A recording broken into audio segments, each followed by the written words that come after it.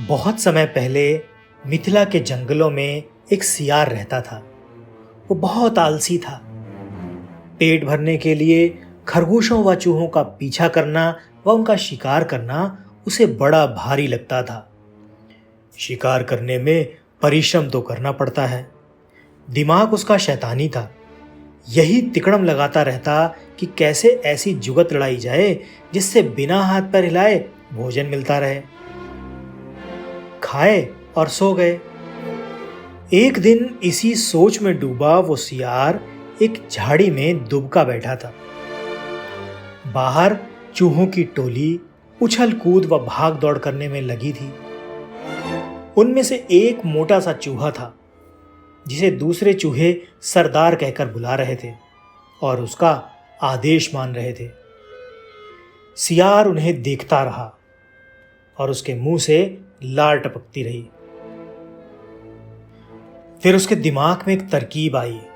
जब चूहे वहां से गए तो उसने दबे पांव उनका पीछा किया। कुछ ही दूर उन चूहों के बिल थे।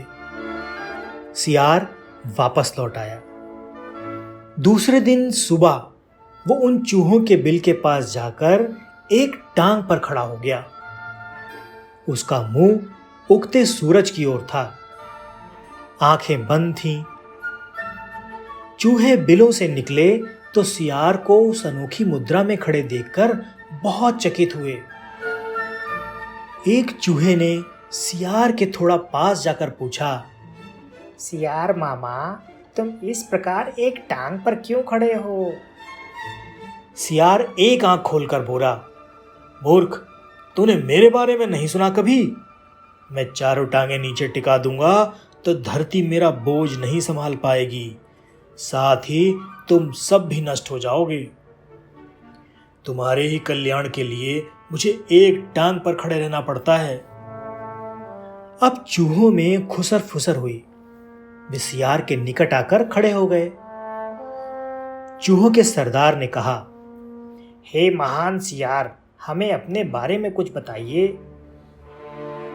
सियार ने ढोंग रचा, मैंने सैकड़ों वर्ष हिमालय पर्वत पर एक टांग पर खड़े होकर तपस्या की। मेरी तपस्या समाप्त होने पर सभी देवताओं ने मुझ पर फूलों की वर्षा की। भगवान ने प्रकट होकर कहा कि मेरे तप से मेरा भार इतना हो गया है कि मैं अपने चारों पैर धरती पर रखूं तो धरती गिरती हुई ब्रह्मांड को फाड़कर दूसरी ओर निकल जाएगी। धरती मेरी कृपा पर टिकी रहेगी। तब से मैं एक टांग पर ही खड़ा हूं। मैं नहीं चाहता कि मेरे कारण दूसरे जीवों को कष्ट हो। सारे चूहों का समूह महातपस्वी सियार के सामने हाथ जोड़कर खड़ा हो गया।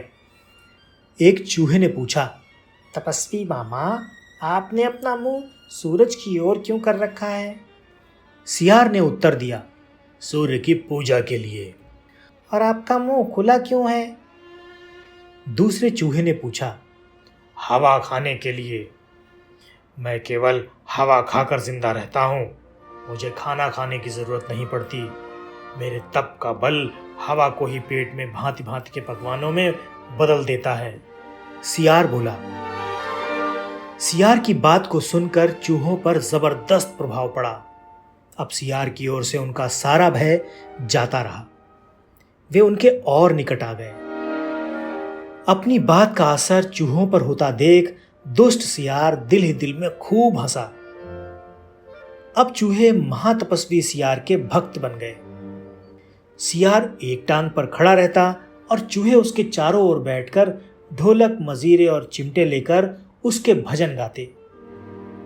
भजन कीर्तन समाप्त होने के बाद चूहों की टोलियां भक्ति रस में डूबकर अपने अपने बिलों में घुसने लगती। तो सियार सबसे बाद वाले 3-4 चूहों को दबोचकर खा जाता। फिर रात भर आराम करता, सोता और डकारे लेता। सुबह होते ही फिर वह चूहों के बिल के पास आकर एक टांग पर खड़ा हो जाता और अपना नाटक चालू कर देता। धीरे धीरे चूहों की संख्या कम होने लगी। चूहों के सरदार की नजर से ये बात छिपी नहीं रही। चूहों के सरदार की नजर से ये बात छिपी नहीं रही। एक दिन सरदार ने सियार से पूछ ही लिया। हे महात्मा सियार, मेरी टोली के चूहे मुझे कम होते नजर आ रहे हैं, ऐसा क्यों हो रहा है? सियार ने आशीर्वाद की मुद्रा में हाथ उठाया। हे चतुर्मुषक, ये तो होना ही था। जो सच्चे मन से मेरी भक्ति करेगा वो सशरीर बैकुंठ को जाएगा। बहुत से चूहे भक्ति का फल पा चुके हैं। चूहों के सरदार ने देखा कि सियार मोटा हो गया है। कहीं उसका पेट ही तो बैकुंठ लोक नहीं है जहां चूहे जा रहे हैं। चूहों के सरदार ने बाकी चूहों को चेताया और स्वयं उसने दूसरे दिन सबसे बाद में बिल में घुसने का निश्चय किया। भजन समाप्त होने के बाद चूहे बिल में घुसे। सियार ने सबसे अंत के चूहे को दबोचना चाहा। चूहों का सरदार पहले ही चौकन्ना था। वो दाव मारकर सियार का पंजा बचा गया। असलियत का पता चलते ही वो उछलकर सियार की गर्दन पर चढ़ गया और उसने बाकी चूहों को हमला करने के लिए कहा। साथ ही उसने अपने दांत सियार की गर्दन में गाड़ दिए। बाकी चूहे भी सियार पर झपटे और सबने कुछ ही देर में महात्मा सियार को कंकाल सियार बना दिया। केवल उसकी हड्डियों का पिंजरा ही बचा रह गया। कहानी से सीख। दोस्तों, इस कहानी से हमें यह शिक्षा मिलती है कि ढोंग कुछ ही दिन चलता है, फिर ढोंगी को अपनी करनी का फल मिल ही जाता है। इसलिए हमें इस तरह से ढोंग करके किसी को धोखा नहीं देना चाहिए।